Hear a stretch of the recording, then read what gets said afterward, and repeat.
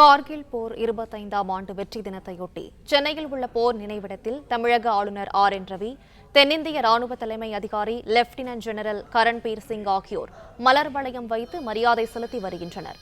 இதுகுறித்த விவரங்களை செய்தியாளர் சுதாகர் வழங்க கேட்கலாம். சுதாகர், வணக்கம். விவரங்களை சொல்லலாம். வணக்கம். கார்கில் போர் 25ஆம் ஆண்டு நினைவு தினம் இன்று போர் நினைவு சின்னத்தில் ஆளுநர் என் ரவி, தென்னிந்திய ராணுவ தலைமை அதிகாரி லெப்டினன்ட் ஜெனரல் கரன்பீர் சிங் ஆகியோர் மலர் வளையம் வைத்து மரியாதை செலுத்தி வருகின்றனர். ஜம்மு காஷ்மீர் மாநிலத்தில் உள்ள கார்கில் பகுதியை கடந்த 1999ஆம் ஆண்டு ஆக்கிரமிக்க பாகிஸ்தான் முயற்சி செய்தது. இதனை இந்திய ராணுவ வீரர்கள் எதிர்கொண்டு முறியடித்தனர். இந்த போர் வெற்றி தினம் ஒவ்வொரு ஆண்டும் ஜூலை 26ஆம் தேதி கொண்டாடப்பட்டு வருகிறது. இந்த ஆண்டு கார்கில் வெற்றி தினம் 25ஆம் ஆண்டு ஆகும்.